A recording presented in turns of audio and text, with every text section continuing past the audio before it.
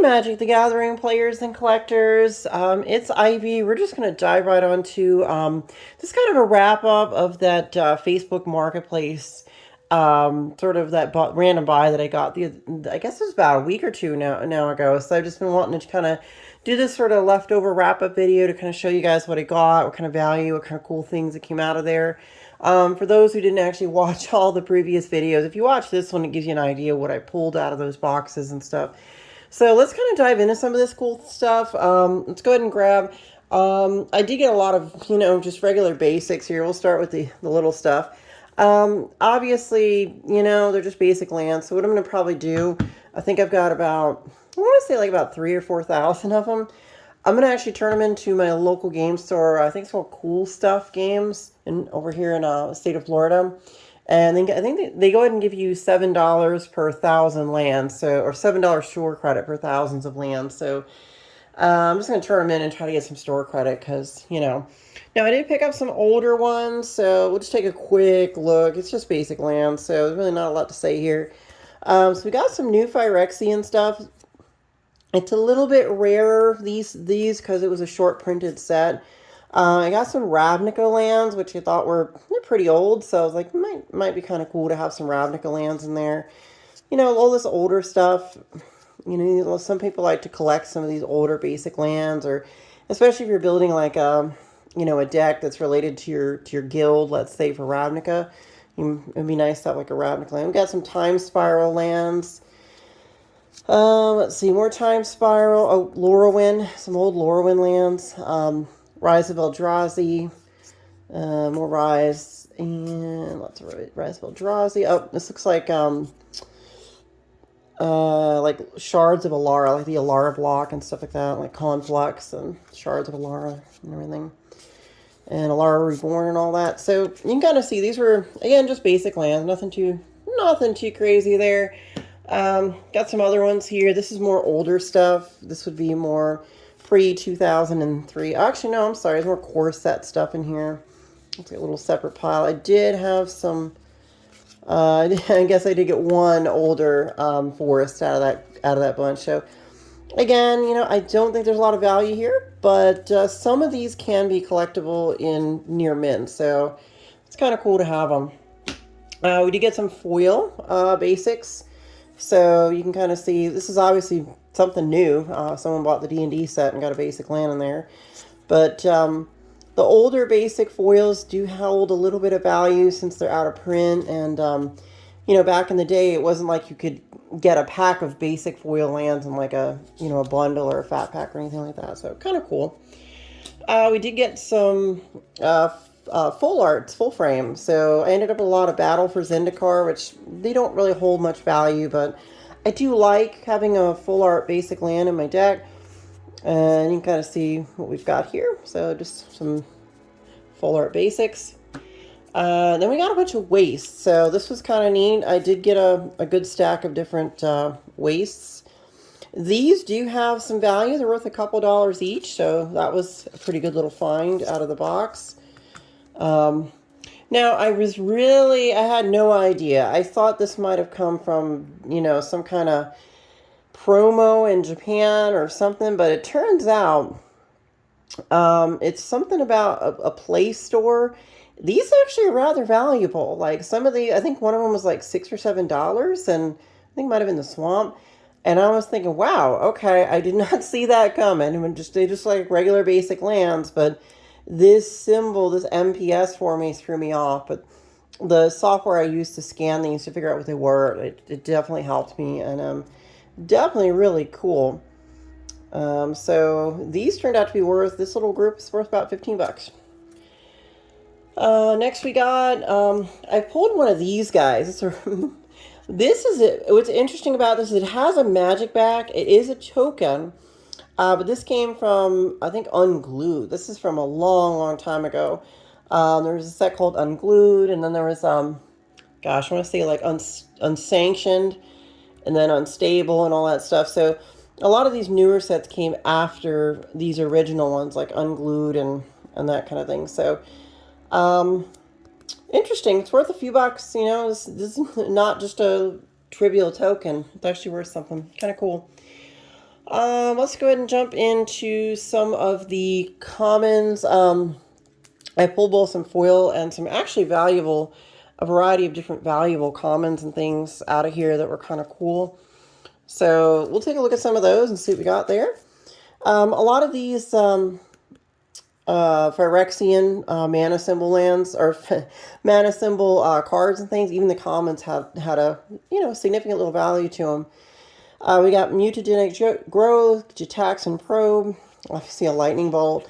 Glistener Elf. You can kind of see here, Seething Song. I love this card, Walking Atlas. Terminate. There's a playset of Expedition maps. This thing, I would have never thought, but this card's about worth $7 or $8, so surprisingly. A Citadel. Soul's Attendant, great for gaining a life when creatures enter the battlefield. Soul Warden, very similar. And put two in a commander deck, one of each one. This is a targeted removal. Two Bajuka Bogs. A bunch of Ponders. I found a lot of Ponders in there. Great uncommon for getting a chance to look at the top of your deck. So you can draw a card with that too. There's more guys, more like a kind of a mana rock. I just put him in there. Delver of Secrets. He's okay. It's kind of interesting to transform him and, get the 3/2 on the other side. It costs 1 to get out. Ancient Stirrings, great old school and common. Glimmer Post, Explorer's Scope, Traveler's Amulet. Got a few of those. And let's see, Spectacle Mage. Yeah, not worth a lot, but it had a couple abilities on it. I was thinking, I might be able to use that for a deck. Steady Progress gets you proliferate and draw a card. I thought that was neat. This is kind of reminds me of like a Thoughtseize, but a little bit different. Target opponent reveals his or her hand. Choose a non-land card from it. Remove that card from the game. We got Blighted Agent. Again, an Infect, and it's an indestructible as well. So I thought about using this guy in a Voltron build deck. If people keep countering my Voltron commander, I could throw this guy in there. He's unblockable. I attach all the equipments to this guy, and he has Infect, so you can kind of see where that's going. You deal 10 poison counter damage, the player dies. So he's a good little sort of support thing, maybe for possibly that kind of deck, or building around Infect and some other stuff. Court Cartographer, not a lot of value here, but it does allow you to go search your library for a Plains card and put it in the battlefield tab. So really good commander ramp staple card. Hindering Light, of course, the counter spell, kind of cool. Just Llanowar Elves, obviously Mana Dork.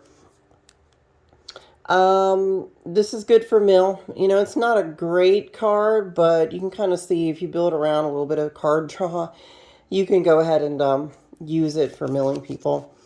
I got this one out. Even though it's a common, you can tap and untap creature you control to add 1 mana of any color to your mana pool.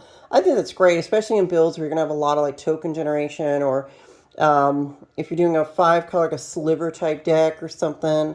You can tap some creatures, get that, any color of mana, which is really super useful. On a common, I think that's pretty good. I thought it was, even though you can only tap it for not colorless, but these abilities, I think that's actually pretty good in my opinion. Soaring Sea Cliff, just nothing too crazy there. I chose this card out for me. I was going to put it in one of my decks. Let's see. And this is a mana generation on a Eldrazi. Warp Landscape, another untap a forest for the elf. It's a good way to kind of do some untappy-tappy kind of stuff with that. Some mana ramp.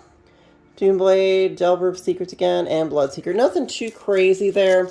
I did get to pull some foil commons. There was a good bunch of those in there. So we'll just kind of, there's nothing too crazy value here. A little bit here, a little bit there, but you can kind of see what came out of that group. These are basically all the foil commons that came out of that box. So we'll go ahead and set them aside. I did pull a couple of we'll call it the promos. This apparently is Teetering Peaks is some kind of promo from a while back. This one's actually a promo. There's 3 of them, if I remember correctly. Yeah, there's 3. Breaking and Entering, of all things. But apparently it's the promo card. It's a launch promo from way back in the day. We got this one. It's from the intro pack, Markov Dread Knight. I guess it's kind of a promo, sort of. We'll set that aside. Next we got some uncommons. There's a good bunch of really, really nice uncommons. So let's kind of dive into some of those and see what we got. Alright, so we got these uncommons. Now, I'm going to kind of go through them pretty quick. I think I put some of the better ones on top, I think. I was surprised. I didn't think that this card was worth anything until I actually found out it was worth something. And then I started harvesting it out of some of those boxes. And I believe there's some more in there. I just haven't gone back and start digging for it. But we got that Dragon Tempest. Is really great if you're running a dragon deck. Whenever a dragon enters the battlefield under control, it deals X damage to target creature or player, where X is the number of dragons in control. That's super helpful. Very synergistic for Dragon Tribal. Pyrohemia turned out to be rather valuable. One of my viewers went ahead and commented on one of the videos that this was a valuable card, and yeah, it turned out it was, and I pulled it out of there. We had a bunch of Hedron crabs this time. I think there's about 4 or 5 of them in there. Turns out Hedron crab is a staple in a lot of mill type decks. Obviously, it has landfall when the land enters the battlefield under control. Target player puts the top 3 cards of his or her library into his or her graveyard. It's really good for milling somebody out. X Sanguinate is actually pretty good. There's cards worth about $7 or $8, maybe a little more now. Each opponent loses X life. You gain life equal to the life lost this way. So you can dump a lot of points into X. Each opponent, so if you're playing Commander, let's say you dump 8 into X, you pay 10 mana, you would get, obviously, damage everybody for 8 life. You get 24 life onto your life total. Not bad for a black card. Pretty cool. Dark Deals turned out to have some value to it. Kind of almost like a wheel effect in a way. Each player discards all the cards in his or her hand, then draws that many cards -1. Kind of like a bit of a wheel. And then we have Everflowing Chalice, Ghost Quarter. You just use Ghost Quarter to search your life. You use it to destroy a land. So you can, if somebody has a non-basic out that's giving them a lot of benefit. I don't know, like Ancient Tomb, for example. You can blow up their Ancient Tomb and make them get a basic land, so kind of useful. Mind Crank, really good card for, again, this causes people to put stuff in their graveyard. Whenever an opponent loses life, that player puts that many cards from the top of his or her library into his or her graveyard. So if you're running a life drain type deck, you can put this in there and then start milling people out and getting rid of some of their combo pieces. Noxious Revival, again, you're paying with Phyrexian mana, which is from your life total. Like, that equals basically 2 life if you want to pay that. But you can put target card from a graveyard on top of your owner's library. So you can, go recur it out of the graveyard and then stick a card you need on your library. Dismember, of course, again, more Phyrexian mana. You can destroy creatures with it, but you could do that... Even if you don't have the mana, let's say you don't have the 3 mana, you'll have to pay 1 and you can get rid of someone's creature. Grafted Exoskeleton is a great equipment because it's a +2/+2 and has Infect. Whenever it becomes unattached from a permanent, though, you have to sacrifice the permanent. So you want to keep it on the permanent. So if you're playing a Voltron build, it's probably not going to leave that thing that you're using to attack somebody with. Now, if somebody targeted removal with your Voltron, it's going to unequip and it's going to die anyway. So it's like, it's kind of a good card because it gives it Infect. Mem Knight, this little guy's worth something. It costs 0 to get out. He's free and he's a 1/1. I believe he's used in a certain type of deck. That's why he's worth like $4 or $5 now, apparently. Didn't see that coming. That little common was pretty much worthless, if I remember correctly, for a long time. These archetype cards turned out to have a little value connected to them. And kind of see what they do. Swiftfoot Boots, it's always a great card. Always used in Commander.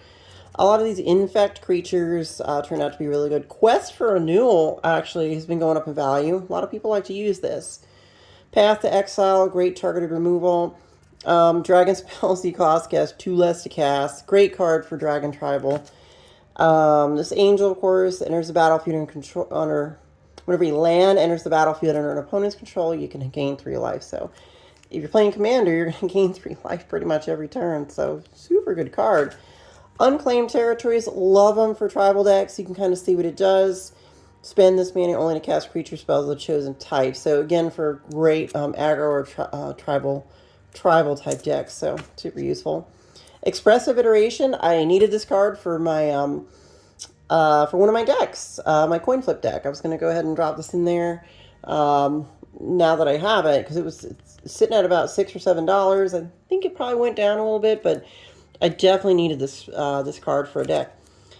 Pitiless Plunder, he turned out to actually be worth something. You can sacrifice, of course, when a creature you control dies, you create a colorless treasure token.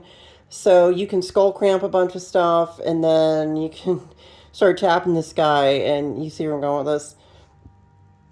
Or no, I'm sorry, you don't. You tap the treasure tokens and get some mana. So, you know, you can put it on the altar if you want. You can, with the Ashnod's altar or something, do that. Or you can, you know, skull clamp your thing and, of course, create more treasure tokens. So useful. So much value. Tatyova, very useful. She's worth like a few bucks. Whenever a land enters the battlefield you're in control, you gain 1 life and draw a card. It's great for Commander. This little guy's worth something because you can get a mana out of him. And he has Infect, so he does pretty good in a lot of different decks. Tutor, this particular Diabolic Tutor isn't like one of the big hitters, but it's worth a couple bucks. And there's like at least like 6 or 7 of them there. Another archetype. This guy's going to go in my zombie deck. Zombie spells you cast cost 1 less to cast. And then zombie creatures you control get +2/+1. Amazing card for zombie tribal. Good to buff all your guys, so super useful. Another Noxious Revival. Trailblazer Boots. I love this equipment because it basically non-basic land walk. If you're playing a Commander game, there's going to be at least minimum 1 opponent that's guaranteed playing non-basic lands. All you need is one, just one non-basic land. Seriously. Just anything, just any non-basic land, no matter what it is, even a little cheesy one or something, you know, like, oh gosh, can't, like, you just, Desolate Lightout, it could be any land, but as long as it's not a basic, you can just swing in with your guy, and it's unblocked, so super good card. I'm surprised this is still pretty cheap, but it does hold some value. Gorgon Flail, it gives your guys +1/+1 and gives a creature death touch, is 2 and equip 2, so I thought that was kind of cool. Not worth a lot. The sliver was worth a little bit. It was good. Someday, I will build a Relentless Rats Commander deck. I don't have enough of them, and I'm not going to buy Relentless Rats cards for this. I'll end up getting them eventually, and I'll have enough for it. This little wolf actually was worth something. With Midnight Hunt coming out, there's a lot of wolf cards that gain value, and Full Moon's Rise is worth a couple of dollars now, and this card's worth like $1, $1.50, something like that. Whisper Silk Cloak was pretty good. Got another Sliver, another Tutor. This card obviously gives you some mana. If you want to use it, if you have a deck where you want to use it to cast artifacts and creatures, but you pay 4, but you get 6. In some decks, you might be able to like bounce this and then do it again or something, you know, use this to kind of make an infinite combo go off. So I thought that was kind of cool. Priest of Urabrask. You can add 3 mana. Basically plays for free. If you look at this, a 2/1. You pay the 2 in any, and then of course you get the rest. It's like super cool. I thought that was neat. Another Tezzeret's Gambit. You draw 2 cards and proliferate, add counters to stuff. Another card, it's unblockable with creatures except by creatures with flying or reach, so kind of useful. It's a 0/1, but you can, you know, kind of manipulate this kind of thing. Looks like we got Buried Ruin. Good for Commander decks a lot of times. This guy, you can go ahead and multi-kicker him, and target opponent discards a card each time he was kicked. So this guy kind of card could go in like Turgid, for example, like a Turgid deck. Just a mana rock. I like this guy. This allows you to do some card draw. Like, you get to draw 2 cards in a Voltron deck with an Infiltration Lens. Whenever a quick creature becomes blocked by a creature, you may draw 2 cards. So it's pretty cool. I mean, if you have a good creature that's well protected and you just want to swing in and someone tries to block it, well, you get to draw cards. So, Tomb of the Spirit Dragon. Great for any deck where you're running colorless creatures like artifact creatures or Eldrazi. More guys with Infect. This guy, I just love this guy. I can just tap him and go put an artifact on something. It's just amazing. Super, super amazing. I thought it was cool. And a Sliver. Now, we did have some pretty good foil uncommon, so we'll take a peek at those. Yeah, let's just stick these guys over here. And we did have some foils. I'll go through these pretty quick. I got a great card, Thopter Foundry and a Floor Foil. Psychic Corrosion was pretty good. Yeah, this was that card I just didn't expect to have any value, but it turned out this one's like worth $7 or $8. So I was like, whoa. Bloodbraid Elf. Bump in the Night Foil. We're just going to kind of scroll through some of these pretty quick and we'll take a look. That was a neat hit right there. I'm glad about that one. That's actually a good hit. Put it in a couple of decks. And gotta see what we got here. Merfolk. Scholar. Kind of see what we got going on here. Pretty good foils. Again, not all of these have value. These are just the foils that I was able to pull from the box. So in the uncommon slot, you can kind of see what came along with that. There was a lot of foils in this box, guys. It was exploding. I couldn't believe how many foils came in this thing. But you know, I'll take them. I mean, some of these are worth a few dollars, $5, $3, $10, $2, $1, 50 cents. You know, pretty cool. You know, I was happy. I was like, whoa, I haven't had that many foils in a while from just one thing. You can kind of see what came in there. And let's see. All right, and almost done. Let's see. Yeah, so that was basically it. This was a huge stack of foils that came out of there, just in the uncommon slot. Now, there's a lot of rares. So here's the deal. I'm not going to go through the rares. There's easily, no joke, I want to say there were probably about 500 or 600 rares. A lot of them were bulk. Hold on a second. Let me sort of sort this out a little bit here. I did split these up for a reason. All right, so we'll do that. So there was a lot of bulk, but there was also a lot of good stuff. And this is most of the stuff on the top here is most of the good stuff. Just to give you an idea of how many rares there were. There's those. There's more. Seriously, there's a lot. And then there was more. And then there was more. So there was this many rares that I pulled out of all of that collection. A lot of good stuff. Again, a lot of stuff that's good in support for certain other decks or commander and whatnot. So, but let's go ahead and hit the good stuff so you guys can kind of see what some of the best cards that came out of there.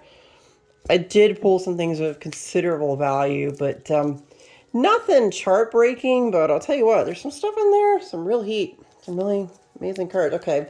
So we got Throne of the God Pharaoh. Great card. At the beginning of your end step, each opponent loses life equal to the number of tapped creatures you control.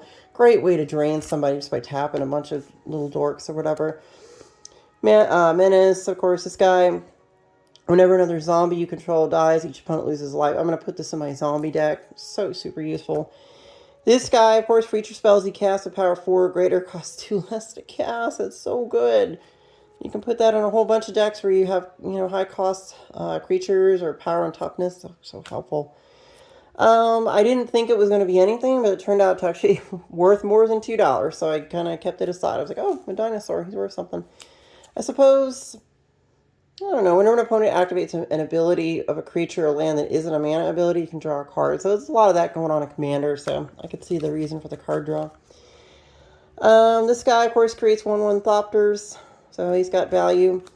This one, at the beginning of each player's draw step, the player draws 2 additional cards. So this had a little bit of value to it. One of my favorite cards in red is Braid of Fire because of its cumulative upkeep is a positive benefit to you in that it adds additional mana. So in the first turn it comes out, you pay the 2. The next upkeep you'd get the 1. Then the next upkeep you would get 2 mana. The third upkeep, you would get 3, so you can kind of see where that goes. Or if you have decks with, multiple upkeeps or anything like that. And then again, this is on your turn. So if you always, at the beginning of your upkeep, you'd want to go ahead and add 2 mana and 3 and 4 and 5 and all that good stuff. So super cool. Hand of the Praetors was actually turned out to be really good. Other creatures you control with Infect get +1/+1, so it's like a Lord. And of course it has Infected itself, the 3/2.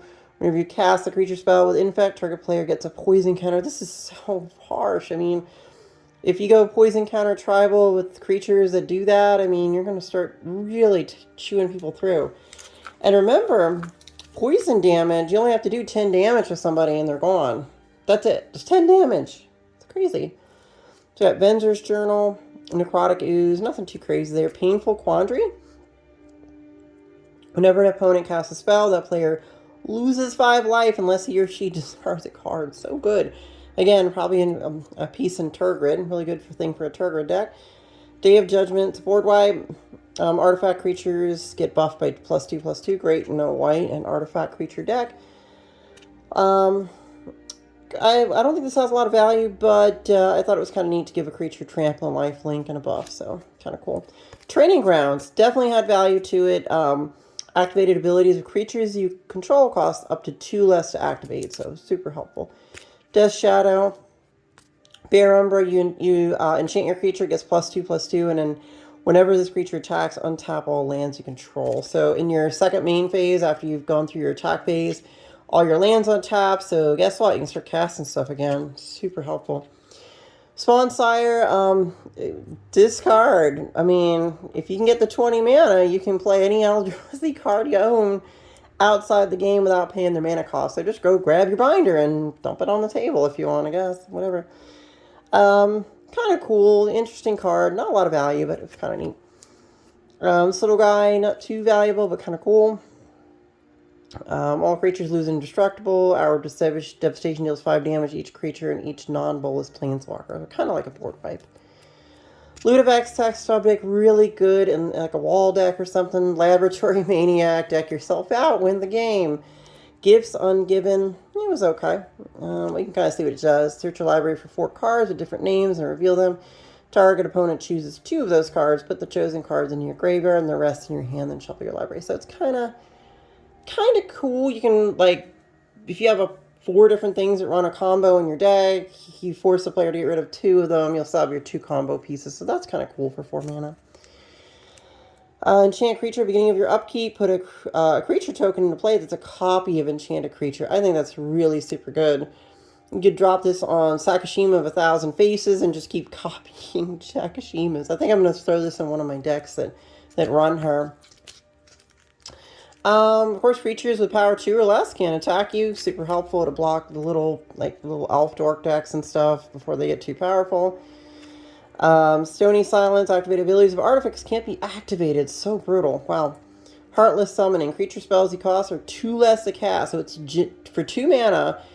Now, you do have the -1/-1, but there's ways to break this. So, like, creatures are coming into play as 1/1s. And when the creature's destroyed, it goes through, you see what I'm saying? If a creature comes into play 1/1, you can get infinite life and all kinds of stuff. This card is an infinite combo generator. I think I've seen it ran before. Mark of Asylum, prevent all non-combat damage that would be dealt to creatures you control. Wargate, you can kind of see what it does. Sadistic Sacrament, Wall of Text. We got that. Blood Chief Ascension. This has actually gained a lot of value recently.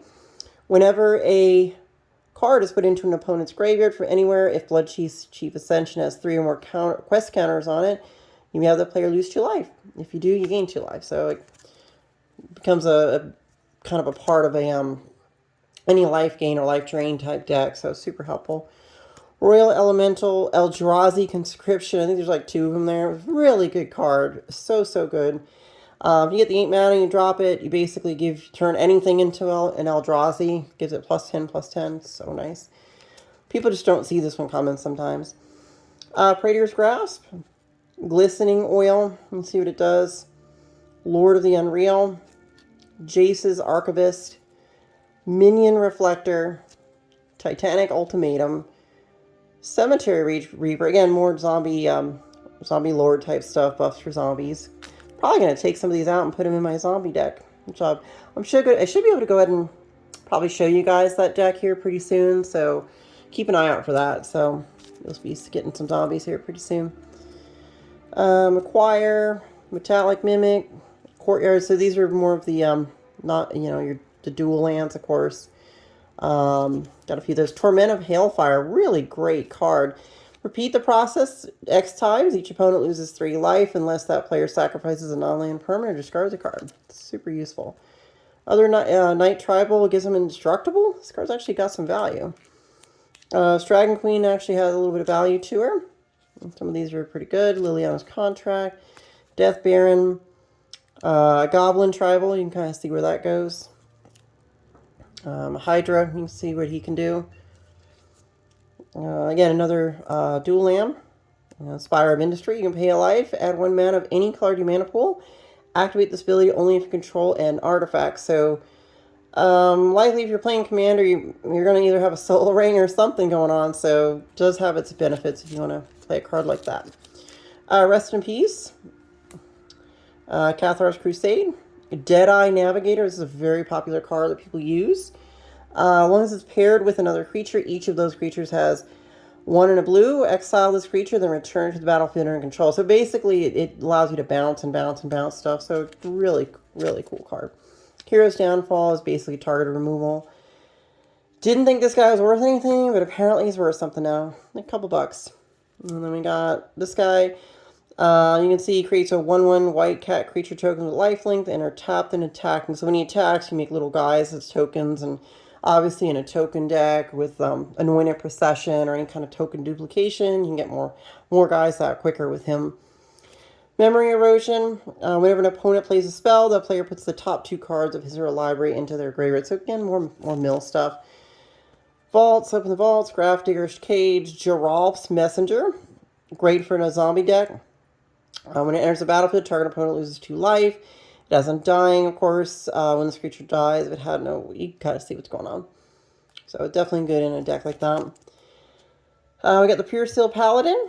It's only 2 to get out, 2 white. Whenever an equipment enters the battlefield in control, you can draw a card. It's like a perfect combo, value engine piece for a Voltron build or any kind of equipment deck. Of course, red board white, Paralyzed. This card, I remember when these were like $4, and now it's like 40, 45 in some areas. Like 45 bucks for Paralyzed. It's crazy. Sulfur Falls, Hex Parasite, Birthing Pod, Chancellor of the Forge, Phyrexian Metamorph, Praetor's Grasp, Blue Sun Zenith. Again, there's some of these have multiple copies in these. I just kind of shoved whatever copies I found in the same sleeve to kind of keep things organized. Blue Suns, Lurking Predators, Isolate, Valiant Knight, Phylactery Lich, Johnny's Influence, etc., and so on and so forth. So guys, you can see what I got. This was a pretty huge pull on the rare slot. I was quite thoroughly impressed by what came out of this, in terms of rare cards. Again, a lot of bulk, but a lot of the value definitely was there, for sure. I'll show you some of the foil rares. Let's go ahead and take a look at some of those. Foil rares, we got Prototype Portal, Vito, Thorn of the Just Grows. I actually needed him for my Vampire deck. Life's Finale, Sarkhan's Unsealing, Verdant Force, Armament Master, Fiend of the Shadows, Sturmgeist, you can kind of see that. Elder of Laurels, Yaris. This is a newer card, obviously, from the D&D set that just came out, Forgotten Realms, Contested Courtyard, Wolfbriar Elemental, Isareth, Zathrid Gorgon, Flame Blast Dragon. You can kind of see what came out of the foil slot. So a lot of really cool stuff. These are all foil rares, guys. I think I think I have 1 foil rare from that set, from New Phyrexia. So few, This is the kind of thing you hold on to. So, just, remember, in this time period, foils weren't like a common thing like now when you buy a collector box, there's like 50 of them in there. Back in the day, maybe 1 out of every 3 packs, you get a foil, and maybe 1 foil rare per box. If you were lucky, you might have got like 2 maybe, perhaps. You never know. Let's just jump into some mythics I pulled. So we got Thraxamundar. This was a card that was reprinted in the Secret Lair, the metal metal poster looking one. So got Thraxamundar, Basri K. He's not worth anything, but he's okay, I guess. Great for a zombie deck. You put 13 2/2 zombies on the battlefield tapped. But you can kind of see it costs 8 mana, but you get 13 of them, so it's pretty epic. Lots of vehicles. There's a bunch of vehicles in this deck. Gain 2 life for each card in graveyard, then shuffle your graveyard into your library. So that's its uses. I'm sure there's people that use that for something. Mirror Mad, Phantasm. A lot of these guys were not worth a lot. Unfortunately, they were okay, but there was nothing here that was like mind-blowing. Yeah, more vehicles and stuff and this thing. So kind of cool. We had one foil mythic. It looks like it came from a precon deck. I think it's like a dragon precon deck or something. But yeah, we got Bogard and Hellkite. So I do have this Hellkite in any dragon tribal deck. I'll probably just replace the non-foil version with the foil version. It's kind of cool. Last but not least, let's take a look at... it looks like we have 2 reserve list cards. We got Bosium Strip from Weatherlight and Benthic Jin. These are actually on the reserve list, so obviously these ones I'm not going to sell or get rid of. I'm just going to hold on to them and keep them because they're probably going to go up in value over time. So 2 reserve list cards is really cool to find in there, just floating around, so I'm happy about that. We do have some older stuff here that's got a little bit of value attached to it, so I'm going to see what this is for. It's again zombies, another... when the ghoul or another zombie comes into play, all non-zombie creatures get -1/-1 until end of turn. So this guy's for sure going in my zombie deck. Definitely. Words of Worship. Nothing too crazy here. I mean, I like this card because you can draw 2 cards and it has flashbacks. You can go ahead and you can do it again later on for the flashback cost. I thought it was cool. Even though you have to pay 3 life. But in Commander, who cares? It's 3 life. Who cares? Brainstorm. It's always good. Larceny. Whenever a creature you control deals combat damage to a player, that player discards a card from his or her hand. So you just swing in and destroy someone's entire hand. It's crazy. Creatures of power 1 or less don't untap during their controller's untap step. So not that powerful, but I guess early game maybe if somebody's making a lot of 1/1s. Good way to keep things from untapping. Kind of cool. Now, we did have an entire commander deck. I'm just going to show you this. I pulled out some cards I personally want to put in some decks. You can kind of see, you know, I got Clone Legion here. I'm going to use it. Apprentice Necromancer. Looks pretty. Do all that stuff there. Haven Ghoul Lich. Again, for my zombie deck. Curse of Opulence. Vindictive Lich. Kindred Dominance. And Curse of Disturbance. These cards actually will probably go in a couple decks of mine, but the rest of this is just a complete deck. I can't sell it as a complete deck because it's been opened. The guy never sleeved it, didn't do anything with it that I bought it from, but it's a complete commander deck, and all the cards in here are worth about $250, give or take, you know? So it was definitely worth it, you know, just to have it, and the singles... Whatever singles I don't need or use, I'll just sell them off and, you know, get other cards. So we're looking pretty good there.